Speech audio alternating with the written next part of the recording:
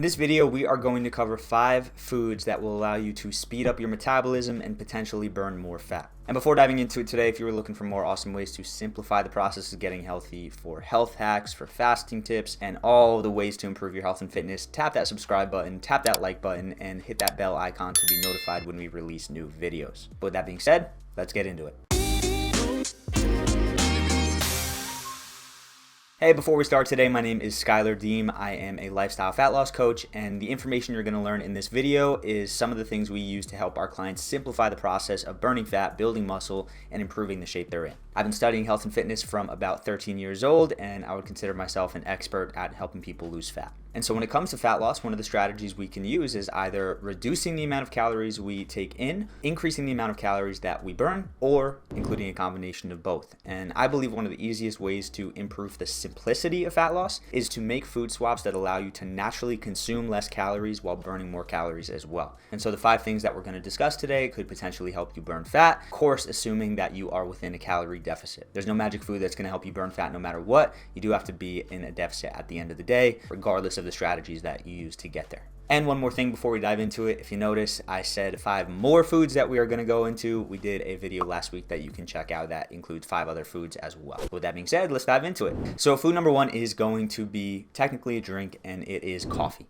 Now, I want to preface this, coffee does not mean go to Starbucks, get 10 flavor shots, get 3 sugars, all the cream. When it comes to coffee, you want to be very smart with the type you consume. Ideally, you like to consume coffee black, organic, and potentially you can add some ingredients as long as they are more nutritious. Personally, when I add ingredients to coffee, it's either collagen, which you can find a link to in the description below, or you can go with bulletproof coffee using grass-fed butter and MCT oil. Regardless of what you put in your coffee, make sure, of course, that you limit it. Caffeine has a half-life of about 5 to 6 hours, meaning 5 to 6 hours later, you still have half in your system. 5 to 6 hours after that, you have half of that. So if you're having more than 2 or so cups a day, you're most likely overloading your system and hurting your sleep quality, and most likely finding that your energy levels will suffer in the future as well. Along with the guideline of around 1 to 2 cups a day, you also want to limit it and do your best to cut out coffee after 2 p.m. for the same reasons because of that half-life. Now, coffee helps you with adiponectin levels, and basically what adiponectin does is it allows you to support fat loss without increasing your appetite. And studies have shown that coffee can increase your metabolism between 3 to 11%, which is a pretty hefty increase if you ask me. So of course there's moderation with everything, but if you've heard that coffee's bad for you, it's actually not. It's actually really good as long as it's a good source and you're not overdoing it. Food number 2 is one that we can all guess, and these are green leafy vegetables. So along those lines, there's things like spinach, there's things like kale, and I do want to preface this that some people do have sensitivities to these foods. Personally, my body doesn't like spinach or kale. I find that I'm very tired after. I find that my body feels a little more inflamed after, but that's just a personal preference. You may experience great nutritional benefits from these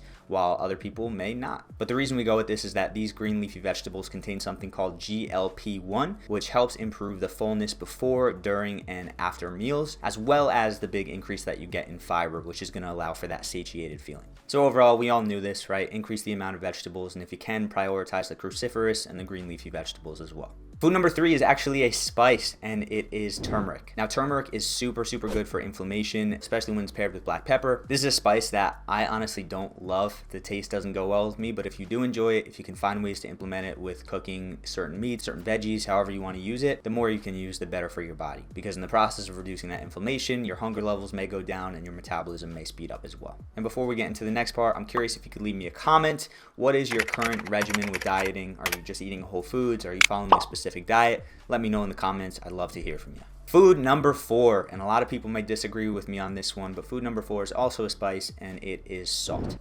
Now, of course, salt is important with sourcing because most store-bought salts are extremely processed, extremely refined. A lot of them contain dextrose, which is very similar to a sugar, and they have anti-caking agents, which can cause some issues in the body. And so when you go salt, your best bet is to do something like Himalayan sea salt. I go Redmond sea salt. It's one of my favorite salts out there. But the reason we do this is that sodium is essential, and that low salt intake actually increases insulin resistance. Along with that, low salt actually increases the hunger hormones in your body. And what a lot of people may experience is that when they cut out salt or they reduce their levels of salt, they lose weight, but weight is not equivalent to fat. When you cut out or reduce salt, you actually lose a lot of water weight. Your body tends to flush water out, and so you may see a lower number on the scale, but that doesn't mean it's coming from the spots that we want it to. And then, of course, this is especially important if you implement fasting, which is what we teach. And if you are curious about learning about our system, there's a link in the description there. It's got a free training that basically lays out why what we do is so effective for fat loss and fitness. But regardless, whether you're fasting or you're not, increasing your salt intake from a healthy source and reducing the intake from processed sources is going to be a really smart move for your fat loss. So that is food number 4. And the final food is more of a type of food,